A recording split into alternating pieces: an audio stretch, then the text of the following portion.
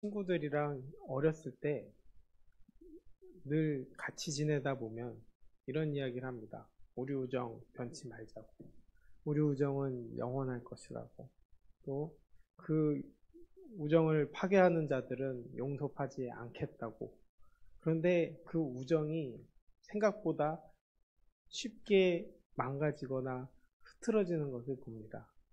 고등학교 때는 친구만 있으면 될 것 같았는데 어느 순간 여자친구가 생기면 또 그 친구는 그 여자친구를 따라가고, 또 어떤 일이 생기면 또 그 일에 집중하게 되니 거리가 당연히 멀어지게 되고, 또 다른 어떤 환경들 때문에 그 관계가 영원할 것 같았지만 그 관계가 계속적으로 유지하기 어려울 때가 있다는 것이죠. 저 역시도 한편으로 배신을 했던 기억이 납니다. 한때는 친구들과 놀러 다니는 거 좋아했고 또 같이 노는 거를 좋아했는데, 하나님을 믿게 되고 신학 목회자의 길을 가다 보니까 그 길을 같이 걸어갈 수가 없는 거죠. 그러다 보니까 그들하고 자연스럽게 멀어지게 되고 또 관계도 소원하게 되더라는 것이죠. 그 모든 것들이 다 영원할 것 같았지만, 그때 친구들끼리 모두 모여서 약속을 다 지킬 수 있을 것 같았지만 결코 지킬 수 없다는 것이죠. 어, 친구 간의 우정만 그럴까요? 연인들도 마찬가지죠. 우리는 영원히 우리 사랑이 변하지 않을 거다라고 생각하지만 그 만나는 시간이 길어지고 또 결혼을 하고 또 이런 일들 인생을 살아가다 보니까 그 사랑이 변할 수도 있고 식을 수도 있다는 것을 알게 됩니다. 그런데 그 변함의 이유는 뭘까요? 한편으로는 너무 익숙할 수 있기 때문입니다. 너무 당연하게 여기다 보니까 그 당연한 것이 가볍게 여겨질 수 있는 것이고, 또 그 가볍게 여기짐으로 인해서 그 마음이 사라질 수 있기 때문에 그 마음은 서서히 변할 수밖에 없다는 것이죠. 또 서로 너무 기대가 커서 변할 수도 있게 됩니다. 서로 처음에는 맞추려고 노력하지만 또 오히려 맞춰주기를 원하는 마음 때문에 오히려 그 마음이 더 커지면 서로 간에 갈등이 생기고 또 그 갈등 때문에 나뉠 수 있는 것들을 보게 되죠. 어, 하나님과 이스라엘 관계도 그랬었던 것 같습니다. 하나님이 너무 사랑하셨고 그래서 불러내셨고 함께 하셨지만 이스라엘 사람들은 그 하나님에 대한 감사를 생각하기보다는 다른 생각들이 시작이 되었고 그 다른 생각들은 하나님을 떠나게 만들었다는 것이죠.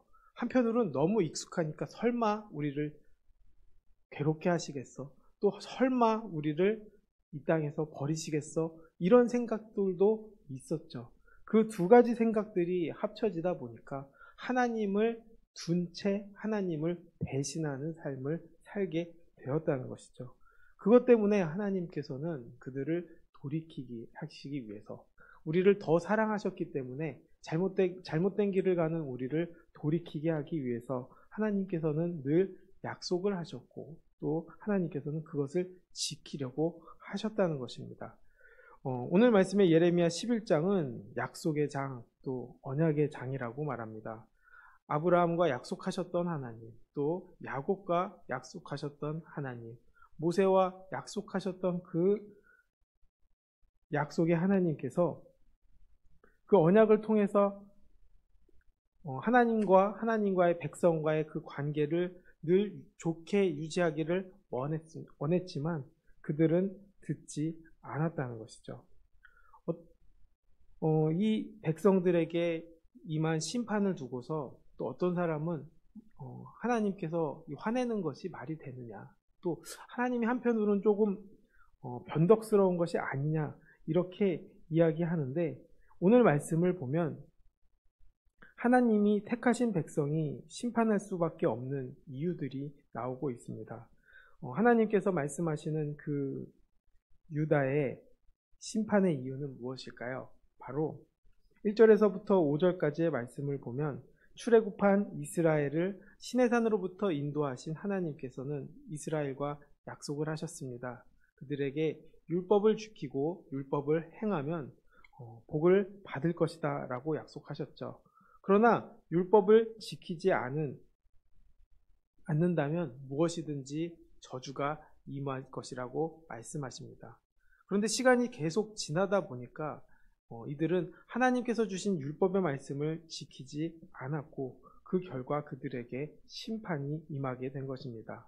하나님께서는 가나안 땅을 허락하셨습니다. 젖과 꿀이 흐르는 아름다운 땅을 허락하셨죠. 그러나 그 땅이 무조건적으로 젖과 꿀이 흐르는 땅은 아닙니다. 한편으로는 척박하고 또 산지로 이루어진 땅이죠. 그 땅이 그렇게 좋아 보이지는 않습니다. 그러나 하나님과 관계가 된다면, 하나님과 늘 함께 한다면 그 땅의 기후나 상황과 상관없이 하나님이 계시면 젖과 꿀이 흐르는 땅이 된다는 것이죠. 환경이나 주변의 상황이 중요한 것이 아니라 하나님과 동행하고 그 말씀 속에 살아가고 하나님과 함께 있으면 그 자리가 바로 젖과 꿀이 흐르는 땅이라는 것이죠. 그런데 그들은 그것을 거부했다는 것입니다. 하나님과 동행하면 큰 은혜를 누리지만 하나님을 떠나면 당연히 심판을 받게 되는데 그들은 설마 심판을 받을까? 그러면서 죄를 계속적으로 짓게 되었다는 것이죠. 그래서 그들은 하나님의 언약의 말씀에 순종하지도 않고 귀를 기울이지도 않았다는 것입니다. 8절 말씀을 보면 그들이 순종하지 아니하며 또 귀를 기울이지도 아니하고 각각 악한 마음에 완악한 대로 행하였으므로 내가 그들에게 행하라 명령하였어도 그들이 행하지 아니한 이 언약의 모든 규정대로 그들에게 이루게 하였느니라 하라라고 말씀하십니다. 하나님과의 약속을 맺은 그 상황에서도 불구하고 이들은 먼저 약속을 깨뜨렸다는 것이죠. 그저 약속만 깨뜨린 것이 아닙니다. 하나님을 둔 채로 바알을 섬겼다는 것입니다.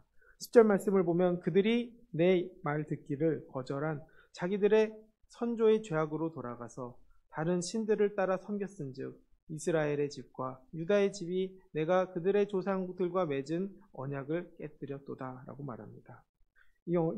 신의 산에서 이스라엘에게 율법을 주신 하나님, 또 이스라엘 왕과 백성들에게 언약을 맺으신 하나님, 약속하신 그 하나님을 저버리고 바알을 섬겼다는 것입니다. 하나님은 이스라엘을 보호해 주시는 왕이 되고 또 이스라엘은 하나님께 충성하는 백성이 되는 것이 바로 언약인데 그들은 그 언약을 지키지 않았다는 것이죠. 또 그 언약을 지키지 않으므로 결국 심판만 남으셨다는 것입니다. 하나님은 거기에 대해서 굉장히 화가 많이 나셨습니다. 그래서 14절 말씀을 보면 그러므로 너는 이들을 위하여 이 백성을 위하여 기도하지 말라. 그들을 위하여 부르짖거나 구하지 말라. 그들이 그 고난으로 말미암아 내게 부르짖을 때 내가 그들에게서 듣지 아니하리라 라고 말씀하십니다. 이제는 용납할 수도 없고 내가 너희들이 기도한다고 해서 내가 들을 수 있는 것이 아니다라는 것이죠. 사실 기도해서 용서해 주면 어떨까요? 또 죄를 짓기 때문입니다. 돌이키지 않기 때문에 하나님께서는 돌이키라는 심정으로 피를 토하는 심정으로 하나님께서는 이렇게 이야기하고 계신다는 것이죠. 외치고 소리질러도 그들은 듣지 않는다는 것입니다. 그렇기 때문에 우리는 이런 모습을 봤을 때 무엇을 할 수 있을까요? 하나님께서는 듣지 않으시는 것처럼 또 화가 많이 나셨다는 것을 우리가 알고 있지만 그래도 하나님께서 이 이야기를 하신다는 것은 여전히 구하실 생각이 있으시다는 것이죠. 또 여전히 시키실 마음이 있다라는 것이죠. 그렇기 때문에 그 마음을 보고 우리가 신실하신 하나님을 기억할 수 있다는 것입니다. 언약이 깨지고 또 심판하는 것이 하나님의 목적이 아닙니다. 하나님은 언제든지 돌이키기만 하면 살려주실 수 있는 분이십니다. 그러나 한 세대가 이렇게 강하게 바뀌지 않으면 돌이킬 수 없기 때문에 그분은 그 뜻을 다시 돌이키게 하는 그 마음을 위해서 그들에게 강하게 드라이브를 거시는 거지만 그러나 여전히 신실하신 분이라는 것이죠. 왜 예수님을 보내셨습니까? 또 예수님을 왜 죽기까지 하셨습니까? 그 고난을 왜 당하게 하셨습니까? 하나님께서는 회복을 또 구원을 추구하고 계시기 때문입니다. 그 구원을 이스라엘 사람들이 누리기를 원하는데 그들이 거부하기 때문에 하나님께서는 이러한 일을 할 수밖에 없으셨다는 거죠. 그렇기 때문에 우리 역시도 우리 자신을 잘 생각해 보아야 한다는 것입니다.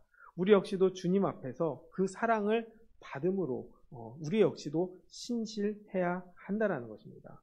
경고하도 해도 돌이키지 않는 이스라엘을 봅니다. 우리는 하나님의 경고가 있을 때 돌이킬 수 있어야 한다는 것이죠. 그것을 돌이킬 줄 아는 사람들을 성경에서는 의인이라고 이야기를 한다는 것입니다. 다윗이나 욥이나 이런 사람들을 왜 당대 의인이냐, 이 의인이다, 또 내 마음에 합한 자다 라고 이야기하시는 걸 보면 그들이 훌륭한 일을 하기도 했지만 죄도 저질렀습니다. 그런데 하나님의 책망이 있을 때 그들은 다 돌이켰다라는 것이죠. 하나님께 회개를 구했다는 것이죠. 그렇게만 해도 하나님께서는 의롭다고 여기신다는 것입니다. 그렇다면 우리도 마찬가지입니다. 우리의 삶 속에서 하나님의 책망이 있을 때 회개로 돌이키게 되기를 원합니다. 빨리 돌이키게 되기를 바랍니다. 그리고 확실하게 돌이키게 되기를 바랍니다. 이들은 그것을 듣지 않았기 때문에 심판을 받았기 때문입니다. 지금도 그런 세상에 우리가 살아가고 있습니다. 이 심판의 때에 우리가 하나님께서 원하시는 건 무엇일까요?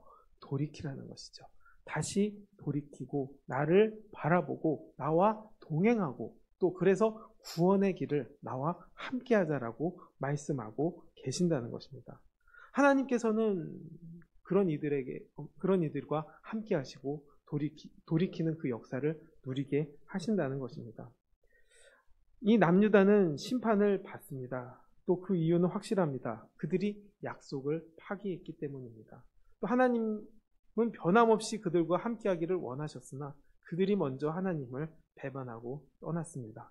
사실 우리가 하나님이 배반한다면 우리가 하나님한테 이런 이야기 할 수 있을까요?